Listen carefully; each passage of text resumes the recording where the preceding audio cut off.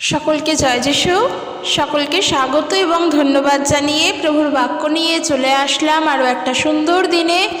প্রত্যেকটা দিনের মতন আজকের আরও একটা সময় আমরা প্রভুতে পেয়েছি। প্রভুকে সেই কারণের জন্য ধন্যবাদ দিই যে প্রত্যেকটা সময় তিনি আমাদেরকে রক্ষা করেন, তিনি আমাদের সঙ্গে থাকেন, তিনি আমাদের সাহায্য করেন। ঈশ্বরকে এই কারণের জন্যই ধন্যবাদ দিই যে তিনি আমাদের সঙ্গে প্রত্যেক মুহূর্তে। তার দয়া ছাড়া আমরা এই জীবন পেতাম না, তার করুণা না থাকলে এই দিন আমরা দেখতে পেতাম না, আমাদের জীবনে তার আশীর্বাদ না থাকলে আজ আমরা বেঁচে থাকতাম না, আজ আমরা শ্বাস প্রশ্বাস নিতে পারতাম না। দিনের প্রত্যেকটা সময়ের জন্য প্রভুকে ধন্যবাদ দিই।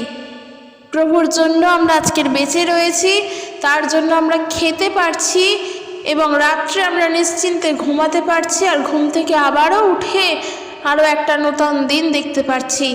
এই সমস্তটাই প্রভুর জন্য হয়, কারণ তিনি পরিচালনা করেন, তিনি আমাদের সঙ্গে প্রত্যেক মুহূর্তে থাকেন। তাই বিশ্বাসী ভাই বোন সকলের উদ্দেশ্যে বলছি, ঈশ্বরকে আরও একটি বারের জন্য ধন্যবাদ দাও যে এত সুন্দর জীবন তিনি আমাদেরকে দিয়েছেন। তো চলো শুরু করি আজকের ভিডিও। আজকের যে বিষয় নিয়ে আলোচনা করব তা হলো, আমরা কি কোনোভাবে বা আমাদের কোনো কাজের জন্য কি প্রভুকে দুঃখ দিয়ে দিই, বা আমরা কি আমাদের অজান্তে প্রভু যিশুকে দুঃখ দিই?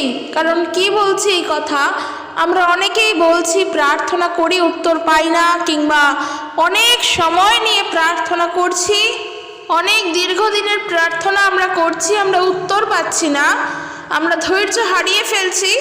তো তাই জন্য আমরা কি কোনোভাবে প্রভুকে কষ্ট দিচ্ছি? এই বিষয় নিয়ে যদিও গতকালের একটা ভিডিও আমার হয়েছে যে কোনোভাবে পবিত্র আত্মাকে নির্বাণ করো না, তাকে নিভিয়ে দিও না, তাকে উপেক্ষা করো না। আর আজকের যে বিষয় নিয়েছি, যেহেতু আমরা প্রভু যিশুর কাছে প্রার্থনা করি, প্রভু যিশুর নামেতে প্রার্থনা করি পবিত্র আত্মার সাহায্যে, তো আমরা প্রভু যিশুকে জানি, কারণ তিনি আমাদের মুক্তিদাতা। তাই আমাদের উচিত সব সময় তাকে অনুসরণ করে চলা। তো আমরা কোনোভাবে তাকে দুঃখ দিয়ে দিচ্ছি না তো? এই বিষয় নিয়ে আজকের আমি প্রচার করতে চাই বা তোমাদের সঙ্গে শেয়ার করতে চাই। তো প্রথমত বলি, কেন এ কথা বললাম, যে দেখো আমরা প্রত্যেকেই তো বিশ্বাসী, আমরা খ্রিস্ট বিশ্বাসী। তো একজন খ্রিস্ট বিশ্বাসীর প্রয়োজন বা একজন খ্রিস্ট বিশ্বাসীর কর্তব্য হলো ঈশ্বরের বাক্যকে অনুসরণ করে চলা। এখন যদি তর্কের খাতিরে মানুষ বলে যে বাইবেলকে অনুসরণ করে তো আর জগৎ চলবে না, হ্যাঁ অবশ্যই আমি তার সঙ্গে একমত হব যে বাইবেলকে অনুসরণ করে জগৎ চলবে না। কারণ বাইবেলকে অনুসরণ করে শুধুমাত্র বিশ্বাসীদের জীবন চলবে। জগতের সকল মানুষ বাইবেলকে অনুসরণ করবে না। জগতের পুরো মানব জাতি শুধু যে বাক্যের উপরে নির্ভর করে চলবে এমনটা নয়, কিন্তু কারা চলবে? যারা খ্রিস্ট বিশ্বাসী, যারা খ্রিস্টের, যারা খ্রিস্টের সঙ্গে যুক্ত, একমাত্র তারা চলবে ঈশ্বরের বাক্যকে অনুসরণ করে। তাই তর্কের খাতিরে যদি বলো যে বাইবেলকে অনুসরণ করে সমস্ত মানব কোনোদিনই চলবে না, তো তর্ক করে লাভ নেই, কারণ তার সঙ্গে আমিও সহমত। কিন্তু একজন বিশ্বাসীর জীবন কিন্তু বাইবেলকে অনুসরণ করেই চলতে হবে, কিংবা চলবে বলতে পারো। তার কারণ কি? কারণ আমরা কি? আমরা বিশ্বাসী। আমরা কাকে বিশ্বাস করি? আমরা প্রভু যীশু খ্রিস্টকে বিশ্বাস করি। আর এই প্রভু যীশু খ্রিস্টকে আমরা কোথায় থেকে পেয়েছি? আমরা ঈশ্বরের থেকে পেয়েছি এবং ঈশ্বরের বাক্য থেকে পেয়েছি। তাকে জেনেছি কিভাবে? তার জীবনযাপন জেনেছি তার পবিত্র বাক্য থেকে। আর এই বাক্য কি? এই বাক্যই হলেন তিনি।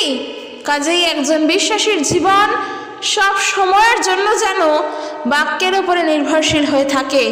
যেভাবে বাক্য শিক্ষা দিচ্ছে সেইভাবে যেন আমরা চলি। আমাদেরকে বুঝতে হবে বাইবেল কি বলছে, আমার মণ্ডলী কি শিক্ষা দিচ্ছে, তোমার মণ্ডলী কি শিক্ষা দিচ্ছে, অমুক মণ্ডলী কি শিক্ষা দিচ্ছে, সেইটার থেকেও আগে যেটা দরকার তা হলো ঈশ্বরের বাক্য আমাদের কি শিক্ষা দিচ্ছে।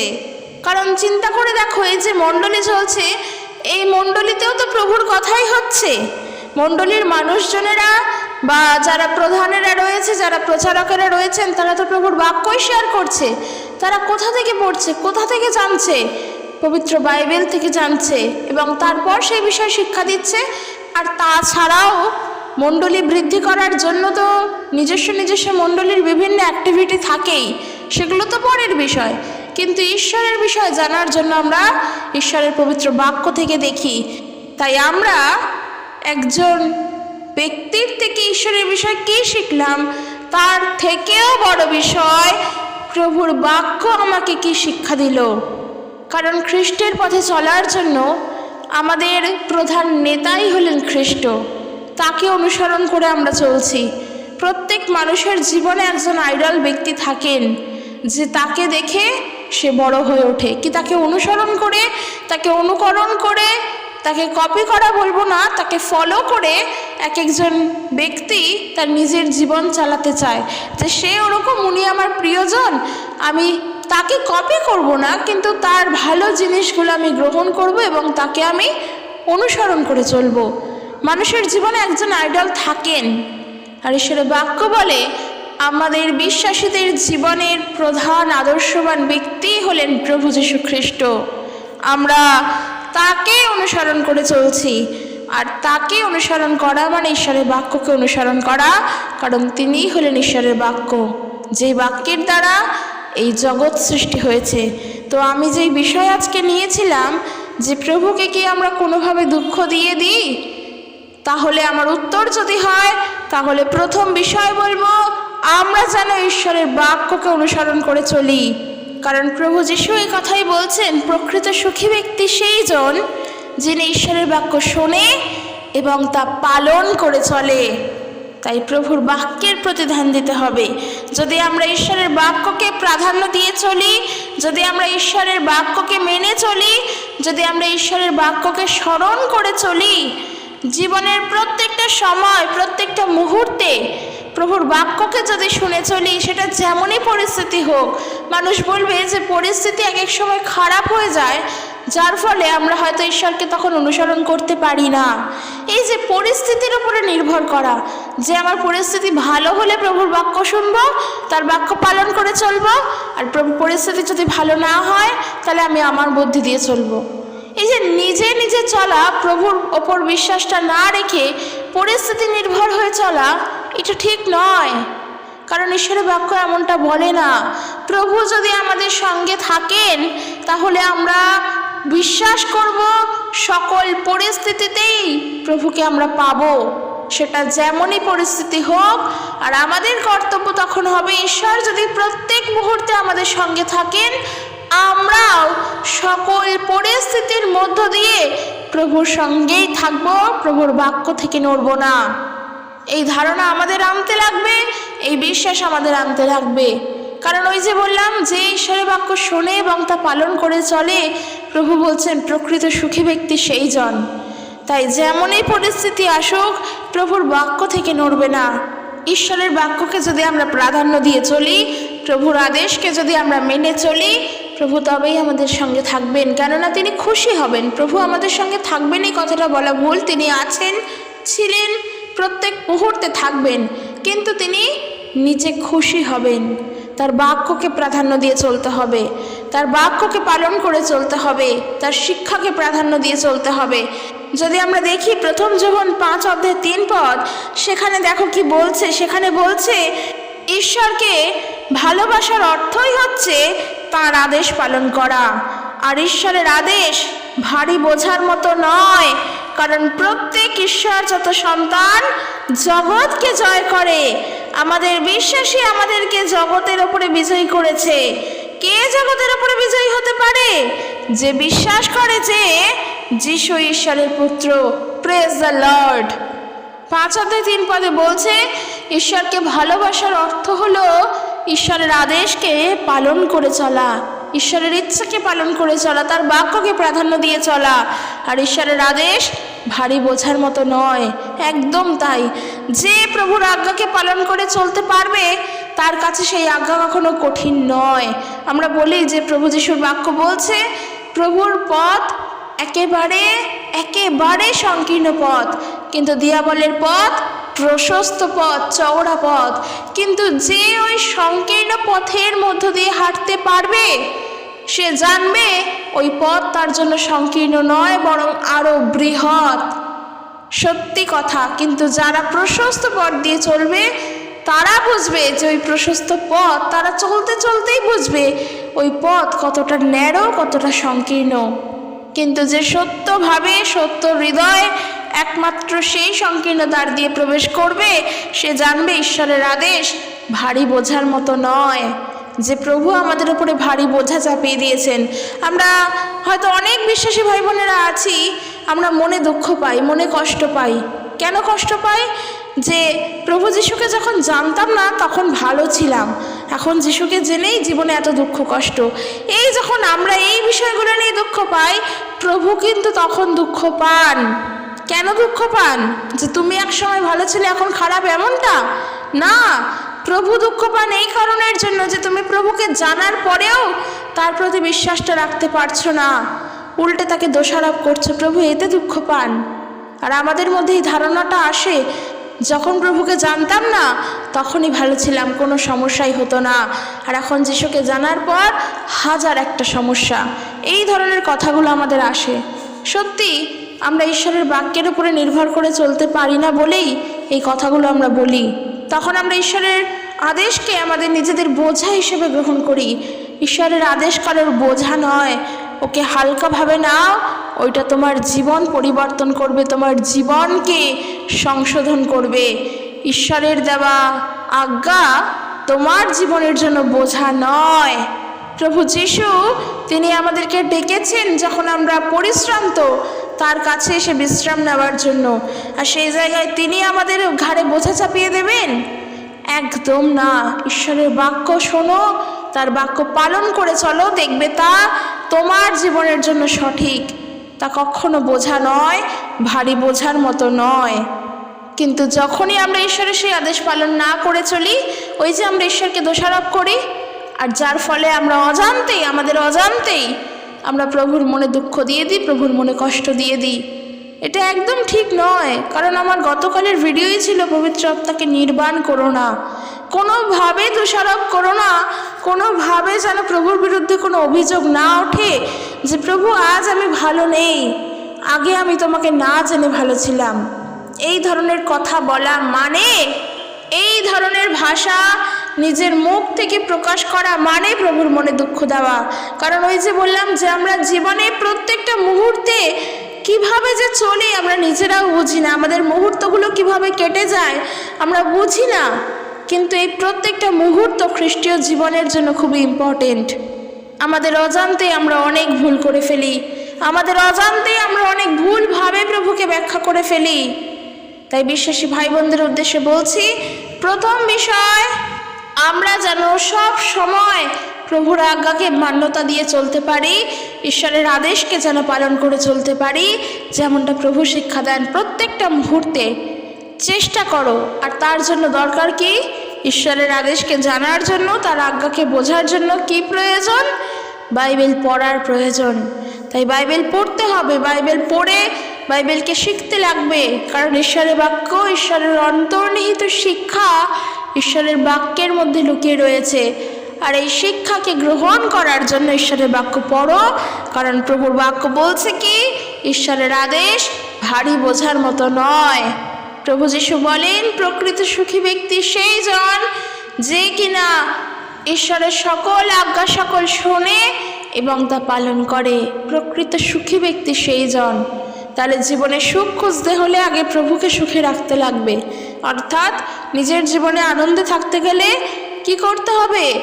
ঈশ্বরেতে আনন্দ করতে হবে, যাতে তিনিও আনন্দে থাকেন। আর তাকে আনন্দে রাখার জন্য তার বাক্য সকল পালন করে চলতে হবে। একজন বাবা তো তখনই আনন্দ হবে যখন তার সন্তান তার সকল কথা শুনে চলবে। একজন বাবা তো তখনই খুশি হবে যখন তার সন্তান সেই বাবার মুখকে উজ্জ্বল করবে নিজের যোগ্যতা দিয়ে, নিজের পড়াশোনা দিয়ে, নিজের সমস্ত কিছুটা দিয়ে।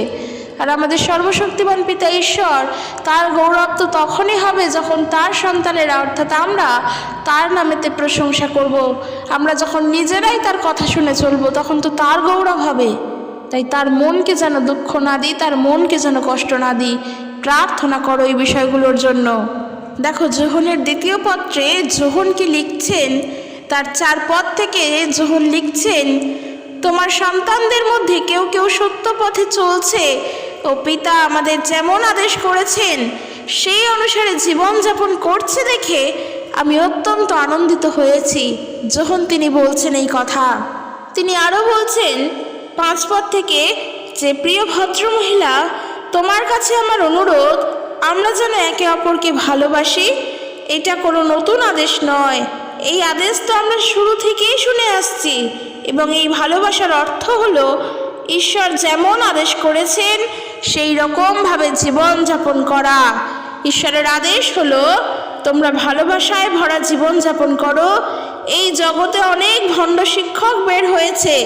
যীশু খ্রিস্ট যে মানব দেহে আত্মপ্রকাশ করেছিলেন এই কথা তারা স্বীকার করে না। যে এরকম করে সেই শিক্ষক হিসেবে ঠগ এবং সে খ্রিস্টারই। তোমরা নিজেদের সম্পর্কে সাবধান হও যাতে যে পুরস্কারের জন্য তোমরা কাজ করেছো তা তোমরা সেই পুরস্কার থেকে যেন বঞ্চিত না হও। সতর্ক থেকেও যেন পুরো পুরস্কারটাই পেতে পারো। ওই যে শুরুতে বললাম না, যদি ঈশ্বরের আজ্ঞাকে আমরা যদি প্রভুর আদেশকে মান্যতা দিয়ে না চলি, প্রথমত আমরা প্রভুকে ঠকাই, প্রভুর মনে দুঃখ দিই। আর আমরা মণ্ডলীর ওপরে যেন নির্ভর করেই না চলি যে মণ্ডলী থেকে যা শিক্ষা পাচ্ছি সব সত্যি। কারণ বাইবেলে বলে দিচ্ছে এই জগতে অনেকে আছে যারা প্রভু যীশু খ্রিস্ট যে মানব দেহ আত্মপ্রকাশ করেছেন এই কথাই তারা বিশ্বাস করে না। যদি এরকম কোনো প্রচার শুনে থাকো তাহলে বুঝে নেবে সেই জায়গা বা তারা শিক্ষক হিসেবে ঠগ এবং খ্রিস্টারি। খ্রিস্টযুক্ত অরি শব্দের অর্থ কিন্তু শত্রু, অর্থাৎ খ্রিস্টের শত্রু তারা, খ্রিস্টের বিপক্ষে তারা। তাই আমাদের উচিত শুধুমাত্র যেটা বলছে 9 পদে কেবল খ্রিস্টের শিক্ষারই অনুসরণ করা উচিত। যদি কেউ খ্রিস্টের শিক্ষাকে পরিবর্তিত করে তবে সে ঈশ্বরকে পায় না, কিন্তু যে কেউ সেই শিক্ষানুসারে চলে সে পিতা ও পুত্র উভয়কেই পায়। আমাদের কর্তব্য সম্পূর্ণভাবে খ্রিস্টের শিক্ষাকে অনুসরণ করে চলা, কারণ আমরা পিতা এবং পুত্র অর্থাৎ ঈশ্বরকে পেয়েছি। যখন আমরা ঈশ্বরকে পেয়েছি তখন তাকে অনুসরণ করেই চলবো, তার শিক্ষাকে ফলো করেই চলবো, কারণ আমাদের বিশ্বাসের পথের আদর্শবান নেতা হলেন একমাত্র প্রভু যীশু খ্রিস্ট। তাই ঈশ্বরের আদেশ আমাদের জীবনের জন্য সর্বশ্রেষ্ঠ উপহার, যেই উপহার প্রভু আমাদেরকে দিয়েছেন আমাদের অজান্তেই। এই উপহারের সত্য ব্যবহার যেন করতে পারি, যেন কোনোভাবে প্রভুর মনকে যেন দুঃখিত না করে তুলি, প্রভুর প্রতি কোনো অভিযোগ এনে যেন ভুলেও প্রভুকে কোনো দুঃখিত না করি, যেন ঈশ্বরের ইচ্ছাকে পালন করে চলতে পারি আর এই ঈশ্বরের আদেশকে, তার বাক্যকে অনুসরণ করে চলতে পারি। আর তার জন্য প্রত্যেক বিশ্বাসের প্রয়োজন প্রার্থনা করা। শুধুমাত্র আমি মণ্ডলীতে গেলাম, সেখানে গিয়ে গান করলাম, প্রভু যিশুর গান করে প্রভু যিশুর নামে নাচ করে আমি অনেক বড় বিশ্বাসী হয়ে গেলাম, এই ভাবনাটা যেন আমাদের মধ্যে না থাকে। এই বিষয়টা আমি আগেও বলেছি, আমি এখনও বলবো। আমি বিশ্বাস করি, এটা আমার পার্সোনালি বিশ্বাস, সকলের একমত সবাই নাও হতে পারো, কিন্তু এই বিশ্বাসটা সম্পূর্ণ আমার নিজের। আমি তাই বলছি, আমরা গান করে প্রভুর আরাধনা করে প্রভুর গৌরব প্রশংসা করি, গানের মধ্য দিয়ে ঈশ্বরের প্রশংসা হয়, কিন্তু নাচের মধ্য দিয়ে কখনো প্রভুর প্রশংসা হয় না। ঈশ্বরের উদ্দেশ্যে গান শুনে যদি নাচ করো, তুমি একা প্রভুর প্রশংসা করবে, সবাই মিলে একত্রিত হয়ে নাচ করে প্রভুর প্রশংসা হয় না। তার জন্য গান করো, এটা আমার নিজের মতামত। আমি বললাম না যে সবাই একসঙ্গে একমত নাও হতে পারো, কিংবা বলতেও পারো যে আমি ভুল বলছি, আমার নিজস্ব মতামত। কেন এই কথা বলছি? কারণ মানুষ যখন নাচ করছে, তার অঙ্গভঙ্গি করছে, তার বিভিন্নভাবে হাত পা নানা রকমভাবে অঙ্গিভঙ্গি করে তারপর নাচ করছে, সকলের চোখে সেটা সমানভাবে নাও লাগতে পারে, কিন্তু আমরা এমনভাবে চলবো যেন আমাদের দ্বারা ঈশ্বরের গৌরব হয়। আমরা এমন গান করব যাতে প্রভুর প্রশংসা হয়, আমরা এমন কাজ করব যেন প্রভুর নামের প্রশংসা হয়, কিন্তু এমন কাজ করব না যার ফলে প্রভুর নামের নিন্দা হয়। কাজেই আমার পার্সোনালি মনে হয় নাচ করে হয়তো প্রভুর গৌরব করা সম্ভব নয়, আবার হতেও পারে যেটা আমার মনে হয় আমি সেটা বলছি। তাদের জন্য যদি তোমার প্রয়োজন পড়ে, তুমি প্রার্থনা করো যে প্রভু আমি জানি না আমি কিভাবে তোমার প্রশংসা করব, কিন্তু আমি যেন তোমাকে দুঃখ না দিই। প্রার্থনা করো, প্রভু তোমাকে পথ দেখিয়ে দেবেন। বিশ্বাস সহকারে প্রার্থনা করো। আর যেটা বলছিলাম যে কোনোভাবে কোনো রকমভাবে যেন প্রভুর মনকে দুঃখিত করে না তুলি, কোনো রকমভাবে যেন প্রভুর হৃদয়কে দুঃখিত করে না তুলি। কারণ আমরা হলাম বিশ্বাসী, আমরা চলছি প্রভুর শিক্ষা অনুসারে, আমরা চলছি তার দেখানো পথে, আমরা চলছি তার নির্দেশে, তার ইঙ্গিতে, যেমনভাবে তিনি চালাচ্ছেন সেই মতন চলছি, সম্পূর্ণভাবে তার উপরে নির্ভরশীল হয়ে চলছি। জীবনে যখন যার প্রয়োজন পড়ছে তার জন্য প্রার্থনা করছি, জীবনে যা যা সমস্যা আসছে তার থেকে মুক্ত হওয়ার জন্য প্রার্থনা করছি, সব রকমের সাহায্য আমরা তার কাছ থেকে পাচ্ছি। তাহলে কেন নিজেদের জীবনে চলার সময় তার মনকে দুঃখিত করে তুলব? কেন আমরা আমাদের জীবনে চলার সময় প্রভুর শিক্ষাকে শুনবো না? প্রভু যেমন যেমন শিক্ষা দিচ্ছেন কেন আমরা সেই বিষয়ে শুনবো না? কেন আমরা নিজেদের ইচ্ছা মতো চলবো? তাই ঈশ্বরের বাক্য যখন বলে তার কাছে প্রার্থনা করো, যা যা যাচনা আছে সকল যাচনা ঈশ্বরের কাছে জানাও, প্রভু দেবেন, তখন নিজেদের সকল কিছু চিন্তা ছেড়ে দিয়ে, যা আমরা মণ্ডলীতে করি কি না করি, সকল কিছু চিন্তা ভাবনা ছেড়ে দিয়ে আমরা যেন প্রভুর কাছে প্রার্থনা করতে বসি। কারণ প্রার্থনার উত্তর তুমি পাবেই পাবে, বিশ্বাস করো, প্রার্থনার উত্তর তুমি পাবেই যদি তুমি বিশ্বাস সহকারে প্রার্থনা করো। আমি বলছি তুমি প্রার্থনার উত্তর পাবে, কারণ প্রভু আমাদের মুখকে কখনো ছোট করেন না। তাহলে যেখানে ঈশ্বর আমাদের মুখ কখনো নির্বাণ করেন না, প্রভু আমাদের মুখকে ছোট করেন না, তাহলে কি সত্যিই সেখানে আমরা ঈশ্বরের নামকে নিন্দিত করতে পারি? এত বড় স্পর্ধা আমাদের আছে? কিন্তু ওই যে বললাম, জীবনে চলার পথে ছোট ছোট কাজের মধ্য দিয়ে অনেকভাবে তা করে ফেলি, আমাদের অজান্তেই আমরা করে ফেলি। আমরা প্রার্থনা করবো যেন প্রভু আমার কোনো ব্যবহারের দ্বারা তোমার নামের যেন নিন্দিত না হয়, তোমার নাম যেন ছোট না হয়। তুমি আমাকে চলতে সাহায্য করো সত্যভাবে, আর যদিও বা আমার অজান্তে আমি তোমার নামকে নিন্দিত করে ফেলি, তুমি আমাকে ক্ষমা করো। কারণ আমি তোমাকে শ্রদ্ধা করি, আমি তোমাকে ভয় করি, তোমার উপরে নির্ভর করি। তাই আমার কোনো ক্ষমতা নেই, আমার কোনো স্পর্ধা নেই, আমার কোনো দক্ষতা নেই তোমার নামকে নিন্দিত করার। প্রার্থনা করো, এই প্রার্থনা হবে একান্তে প্রার্থনা, নিজের প্রার্থনা। সব সময়ের জন্য যে আমাদের প্রার্থনার মধ্যে আমরা কিছু চাইবো, হ্যাঁ চাওয়া তো বটেই, কারণ প্রার্থনা করা মানে নিজের সকল চাহিদা প্রভুর কাছে জানানো। এই যে বললাম যে প্রভুর কাছে প্রার্থনা করো যেন আমাদের দ্বারা তার নিন্দিত না হয়, তার নাম যেন নিন্দায় না হয়, এটাও তো চাওয়া। হ্যাঁ, এই চাওয়ার জন্য আমরা প্রার্থনা করব। শুধুমাত্র নিজেদের ভালো থাকার জন্য, ভালো খাওয়ার জন্য, ভালো পড়ার জন্য প্রার্থনা, আর তাতেই প্রভু শুনবেন এমনটা যেন না হয়। মাথায় রাখতে হবে, প্রভুর মনোদুঃখ, প্রভুর মনোকষ্ট যদি হয়, হ্যাঁ এটা বলবো না যে প্রভু আমাদেরকে উত্তর দেবেন না। আমি আবারও বলবো, প্রভু প্রত্যেক বিশ্বাসীদেরকে, ঈশ্বর তার সকল সন্তানদেরকে সব সময়ের জন্য উত্তর দেন। তিনি আমাদের দিক থেকে মুখ ফিরিয়ে রাখেন না, তিনি আমাদের কথা শোনেন। তাই যদি মনে করি যে তিনি আমাদের প্রার্থনা শুনছেন না, অনেক দিন ধরে আমরা অপেক্ষায় রয়েছি, উত্তর পাচ্ছি না, আর ধৈর্য ধরতে পারছি না, এবার প্রভু আমি আর থাকতে পারছি না তোমার নামেতে, আমি আর তোমাকে বিশ্বাস করব না, এই বলে যদি সরে যাও, তাতে কিন্তু তিনি দুঃখ পান, তাতে কিন্তু তিনি কষ্ট পান। কারণ যে প্রভু যিশুর কাছে তুমি প্রার্থনায় উত্তর পাচ্ছ না ঠিকই, হয়তো দীর্ঘদিনের প্রার্থনাতেও উত্তর পাচ্ছ না, কিন্তু আমি আমার প্রার্থনায় উত্তর পেয়েছি, তাহলে যিনি আমাকে উত্তর দিচ্ছেন, তাহলে তিনি তোমাকে উত্তর দেবেন না? এই ব্যাপারগুলো বুঝতে হবে। তিনি আমাকে সৃষ্টি করেছেন, তোমাকেও সৃষ্টি করেছেন, তাকে তুমি বিশ্বাস করো, আমিও তাকে বিশ্বাস করি। তোমার মুক্তিদাতা তিনি, তা তুমি স্বীকার করো, আমার মুক্তিদাতা তিনি, তা আমি স্বীকার করি। তাহলে আমাদের মধ্যে তফাৎটা কি রইল? তাহলে তোমার প্রার্থনার উত্তর পাচ্ছ না বলে তুমি সরে যাওয়ার কথা বলছো, অথচ আমি দেখো প্রার্থনার উত্তর পেয়ে গেলাম। আর এইরকম মুহূর্তে কি কখনো দাঁড়িয়ে তুমি বলবে যে না প্রভু যিশুর উপস্থিতি নেই? কারণ তুমি তো দেখতে পাচ্ছ যে তুমি পাচ্ছ না, তো কি হয়েছে? আমি তো পেয়েছি, তোমার অপরজন তো পেয়েছে। তখন তোমার করণীয় কি? নিজের দিকে একবার ফিরে তাকা যে প্রভু কেন আমি আমার প্রার্থনার উত্তর পাচ্ছি না? আমার কি চলাফেরায় কোনো ভুল রয়েছে? আমার কি প্রার্থনা করাতে কোনো খামতি রয়েছে? আমি কি কিছু ভুলভাবে তোমার কাছে চাইছি? আমার বিশ্বাসটা কি কমে যাচ্ছে? আমি কি ধৈর্য হারিয়ে ফেলছি? তখন এসে এই প্রশ্নগুলো একবার নিজের দিকে করো, একবার নিজেকে করো আর চেক করো নিজেকে যে তোমার ভুলগুলো কোন জায়গায় আছে, কোন জায়গায় ভুলগুলো করছো যার জন্য প্রার্থনার উত্তর তুমি পাচ্ছ না। তখন বোঝার চেষ্টা করো একবার যে কেন প্রভু তোমার প্রার্থনার উত্তর দিচ্ছেন না। তিনি চান তোমার ওই ভুলগুলো যেন আগে সংশোধন হোক, তারপর তুমি উত্তর পাবে।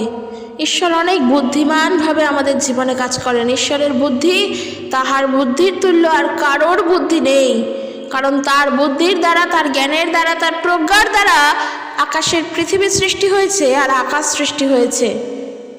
তার দ্বারাই সূর্য সৃষ্টি হয়েছে, আলোর সৃষ্টি হয়েছে।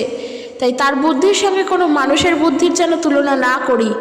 এইটাই বললাম যে যখন দেখছো প্রার্থনার উত্তর পাচ্ছ না কিন্তু তোমার অপরজন পেল, তখনই নিজের দিকে একবার তাকাও যে ভুলগুলো আমি কি করছি যার জন্য আমি উত্তর পাচ্ছি না। আমার কি প্রার্থনা করার সময় কোনো ভুল আছে, নাকি আমার চিন্তাধারার মধ্যে কোনো ভুল আছে যে আমি এমন এমন চিন্তা করি? হ্যাঁ, আমি হয়তো প্রভুর কাজ করছি খুব ভালো, প্রভুর সেবা কার্য খুব ভালো করছি, কিন্তু আমার চিন্তাধারাগুলো একে অপরের বিষয়ে কি সঠিক? মানুষকে নিয়ে কি আমি সত্যভাবে ভাবতে পারছি? কি ঈশ্বরের বিষয়ে কি ঠিকঠাক ভাবি? কিংবা আমার জীবনে চলার পথগুলো কি সত্যি ঠিকঠাকভাবে চলছি? তখনই নিজের দিকে তাকাও। আর যখন তুমি নিজের দিকে তাকাচ্ছ, যখন বুঝতে পারছো যে না, এই সন্দেহের বিষয়গুলো, এই ভুলগুলো তোমার মধ্যে আছে, তখনই তুমি তা সংশোধন করার জন্য আবার প্রার্থনা করবে। প্রভু তখন তোমাকে সংশোধন করবেন। ঈশ্বর আমাদেরকে সৃষ্টি করেছেন, ঈশ্বর যাদেরকে মনোনীত করেছেন, প্রভু যাদেরকে বেছে রেখেছেন, প্রভুকে তারাই জেনেছে। আর যারা প্রভু যিশুর দ্বারা মনোনীত, তারা তো ঈশ্বরের সন্তান, কারণ তারা প্রভু যিশুকে বিশ্বাস করেছে, তারা ঈশ্বর হইতে জাত, তারা ঈশ্বরের সন্তান। আর ঈশ্বরের সন্তান হয়ে ঈশ্বর চান তার সন্তান যেন সঠিকভাবে গড়ে ওঠে। তাই তিনি হাজারবার আমাদেরকে ভাঙলেও সঠিকভাবে কিন্তু তিনিই আমাদেরকে গড়ে তোলেন। যখন নিজের ভাবনাগুলো বুঝবে যে তোমার এই জায়গাগুলো ভুল আছে, তার মানে প্রভু তোমাকে চেতনা দিলেন যে তুমি আগে নিজের এই জায়গাগুলো ঠিক করো, তারপর তুমি সত্য হৃদয়ে আমার কাছে প্রার্থনা করো, তুমি অবশ্যই পাবে। প্রভু তো দেবেন আমাদেরকে। আমি এটাই বলতে চাই যে দেখো, আমাদের অজানায়, আমাদের জানায় আমরা ঈশ্বরকে মনোদুঃখ দিই, মনোকষ্ট দিই। একদমই বলবো না যে আমরা দিই না, কারণ আমরা সেই পারফেক্টভাবে কখনোই জীবনে চলতে পারি না। কিন্তু যখন কোনো বিষয় নিয়ে তুমি খুব বেশি চিন্তিত হচ্ছ, খুব বেশি উদ্বিগ্নতায় রয়েছ, তখন বসো প্রার্থনা করতে। তখন প্রভুর থেকে জানতে চাও যে প্রভু, আমার এই ভুলগুলোর সময় আমি কি করব?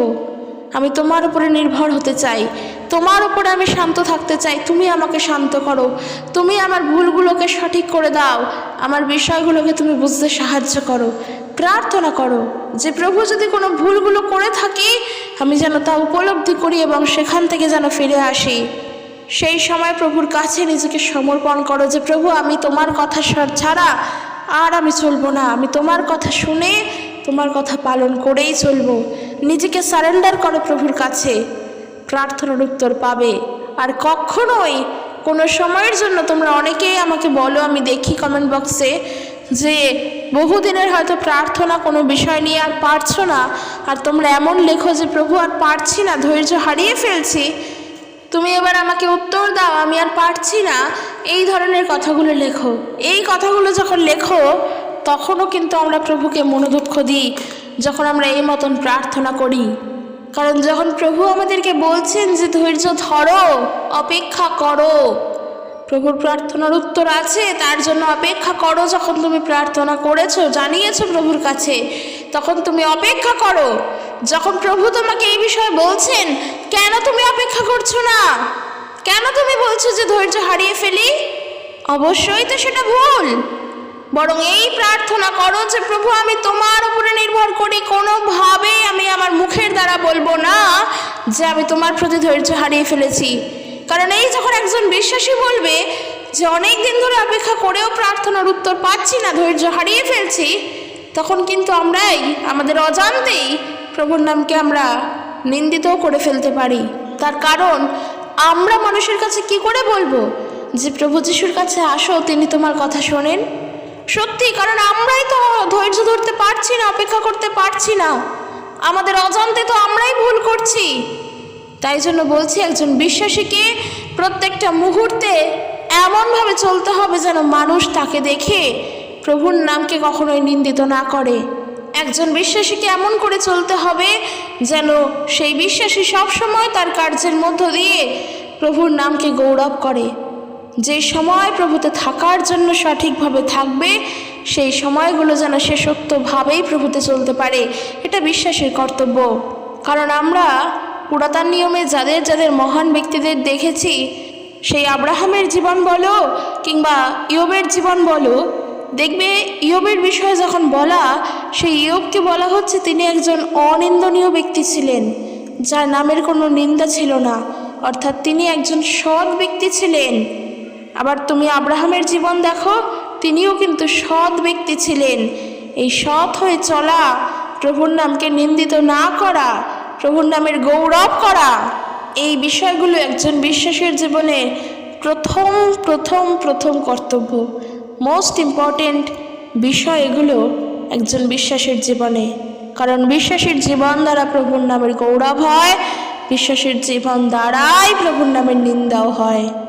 একজন বিশ্বাসীর কার্যের মধ্য দিয়েও প্রভুর নামের নিন্দাও কিন্তু হয়।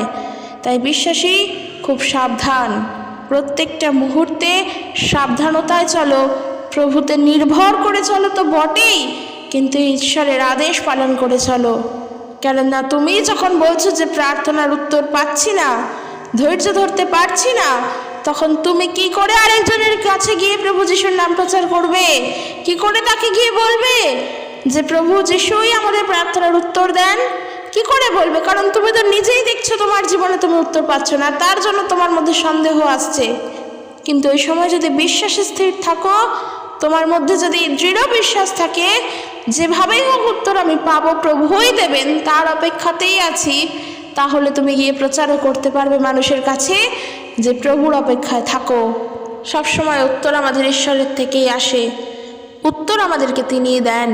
তো আমি এটাই বলতে চাই, কোনোভাবে যেন এই কাজগুলো করে যেন ঈশ্বরের মনকে দুঃখিত না করে তুলি। প্রথম হচ্ছে ঈশ্বরের আদেশকে পালন করে চলবো, তার সকল আজ্ঞাকে মান্যতা দিয়ে চলবো, তার ইচ্ছাকে গুরুত্ব দিয়ে চলবো। তারপর আমরা কি শিখলাম?